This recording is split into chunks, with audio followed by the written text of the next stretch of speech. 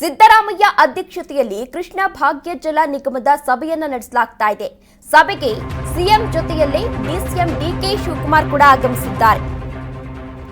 CM ಅಧ್ಯಕ್ಷತೆಯಲ್ಲಿ ಕೃಷ್ಣ ಭಾಗ್ಯ ಜಲ ನಿಗಮದ ಸಭೆ ಇದೆ. ಸಭೆಗೆ ಸಿಎಂ ಜೊತೆಯಲ್ಲೇ ಡಿಸಿಎಂ ಕೂಡ ಆಗಮಿಸಿದ್ದಾರೆ.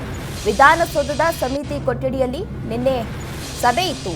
ಸಭೆಯಲ್ಲಿ ಮೌನವಾಗಿಯೇ ಇದ್ರು ಕನಕಪುರದ ಬಂಡೆ. ಸಿಎಂ ಸಿದ್ದು ಪಕ್ಕದಲ್ಲೇ ಕೂತಿದ್ದಾಗಲೂ ಕೂಡ ಫುಲ್ ಸೈಲೆಂಟ್ ಆಗಿದ್ರು. ಡಿಸಿಎಂ ಮುಖದ ಮೇಲೆ ಮಂದಹಾಸ ಏನಿತ್ತು ಅದು ಕಾಣಿಯಾಗಿದೆ. 5 ವರ್ಷ ನಾನೇ ಸಿಎಂ ಎಂಬ ಹೇಳಿಕೆ ಡಿಕೆ ಹ್ಯಾಪಿಯನ್ನ ಕಸಿಯಿತಾ? ಹೆಚ್ಚು ಮಾತನಾಡದೆ ಸಭೆಯಲ್ಲಿ ಡಿಕೆ ಶಿವಕುಮಾರ್ ಅವರು ಮೌನವನ್ನು ವಹಿಸಿದ್ರು. ಜಲಸಂಪನ್ಮೂಲ ಸಚಿವರು ಆಗಿರುವಂತಹ ಡಿಸಿಎಂ ಡಿಕೆ ಶಿವಕುಮಾರ್ ಅವರು ಇಂತಹ ಸಂದರ್ಭದಲ್ಲಿ ಮೌನ ವಹಿಸಿದ್ದು ನಿಜವಾಗ್ಲೂ ಕೂಡ ಸಾಕಷ್ಟು ಕುತೂಹಲಕ್ಕೆ ಎಡೆಮಾಡಿಕೊಡ್ತಾ ಇದೆ. 5 ವರ್ಷ ನಾನೇ ಮುಖ್ಯಮಂತ್ರಿ ಎಂಬ ಸಿದ್ದರಾಮಯ್ಯ ಅವರ ಹೇಳಿಕೆ ರಾಜ್ಯ ಕಾಂಗ್ರೆಸ್ನಲ್ಲಿ ಇದೀಗ ತೀವ್ರ ಸಂಚಲನವನ್ನ ಸೃಷ್ಟಿ ಮಾಡ್ತಾ ಇದೆ. ಈ ಬಗ್ಗೆ ಯಾವುದೇ ರಿಯಾಕ್ಟ್ ಮಾಡಿರಲಿಲ್ಲ ಡಿಸಿಎಂ ಡಿಕೆ ಶಿವಕುಮಾರ್ಗೂ ನಿರ್ದೇಶಿಸಿದೆ ಎನ್ನುತ್ತವೆ ಮೂಲಗಳು ಈಗಾಗಲೇ ತಿಳಿಸಿವೆ. ಮುಖ್ಯಮಂತ್ರಿ ಸಿದ್ದರಾಮಯ್ಯ ಅವರ ಈ ಡಾವಸಿ ಹೇಳಿಕೆ ಏನಿತ್ತು ಅದು ಹಲವು ಪ್ರಶ್ನೆಗಳನ್ನ ಹುಟ್ಟು ಹಾಕಿದ್ದು.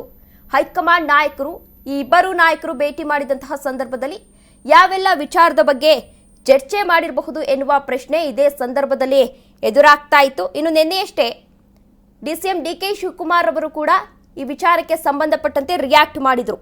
ಪಕ್ಷ ನನಗೆ ಕೆಪಿಸಿಸಿ ಅಧ್ಯಕ್ಷ ಮತ್ತು ಉಪಮುಖ್ಯಮಂತ್ರಿ ಹುದ್ದೆ ಎರಡನ್ನೂ ಕೂಡ ನೀಡಿದೆ. ಅದನ್ನ ಜವಾಬ್ದಾರಿಯುತವಾಗಿ ನಾನು ಕೆಲಸವನ್ನ ನಿರ್ವಹಿಸ್ತೇನೆ. ಉಳಿದ ಯಾವ ವಿಚಾರಗಳಿಗೂ ಕೂಡ ನಾನು ಪ್ರತಿಕ್ರಿಯಿಸಲ್ಲ. ನನ್ನ ಗಮನ ಏನಿದ್ರು ಕೂಡ ಪಕ್ಷ ಮತ್ತು ಸರ್ಕಾರದ ಹಿತಾಸಕ್ತಿ ಕಾಪಾಡುವುದರ ಕಡೆಗಿದೆ ಎಂದು ಡಿಸಿಎಂ ಡಿಕೆ ಶಿವಕುಮಾರ್ ಅವರು ನಿನ್ನೆ ಒಂದು ಹೇಳಿಕೆ ಹೇಳಿದ್ರು. ಯಾವ ವಿಚಾರ ಆದರೂ ಕೂಡ ಡಿಸಿಎಂ ಡಿಕೆ ಶಿವಕುಮಾರ್ ಅವರು ಇಷ್ಟು ದಿನಗಳ ಕಾಲ ಗಡ್ಡಿ ಮುರಿದಂತೆ ಪ್ರತಿಕ್ರಿಯೆ ಮಾಡ್ತಾ ಇದ್ರು. ಆದರೆ ಈ ವಿಚಾರದಲ್ಲಿ ಯೋಚನೆ ಮಾಡಿ ರಿಯಾಕ್ಟ್ ಮಾಡಿದ್ದು ನಿಜವಾಗ್ಲೂ ಕೂಡ ಸಾಕಷ್ಟು ಕುತೂಹಲಕ್ಕೆ ಎಡೆ ಮಾಡಿಕೊಡ್ತಾ ಇದೆ. ಇನ್ನು ಈಗಾಗಲೇ ಸುರ್ಜೇವಾಲಾ ಅವರ ಜೊತೆ ಮಾತುಕತೆಯನ್ನ ಕೂಡ ನಡೆಸಲಾಗಿದೆ. ಹಾಗಾದ್ರೆ ಯಾವೆಲ್ಲ ವಿಚಾರದ ಬಗ್ಗೆ ಚರ್ಚೆಯನ್ನ ಮಾಡಿರಬಹುದು? ನಿಜವಾಗ್ಲೂ ಕೂಡ ಡಿಸಿಎಂ ಡಿಕೆ ಶಿವಕುಮಾರ್ ಅವರು ಮೌನ ವಹಿಸಿರೋದು ಯಾಕೆ? ಅಕ್ಟೋಬರ್ನಲ್ಲಿ ಎಲೆಕ್ಷನ್ ಮುಗಿದ ನಂತರ ಹೈಕಮಾಂಡ್ ನಾಯಕರ ಜೊತೆ ಮಾತುಕತೆಯನ್ನ ನಡೆಸಿ ಸಿಎಂ ಸ್ಥಾನವನ್ನ ಕೊಡಿ ಅಂತ ಹೈಕಮಾಂಡ್ ನಾಯಕರಿಗೆ ಮಣೆ ಹಾಕ್ತಾರಾ ಎನ್ನುವ ಪ್ರಶ್ನೆ ಇದೇ ಸಂದರ್ಭದಲ್ಲಿ ಎದುರಾಗ್ತಾ ಇದೆ.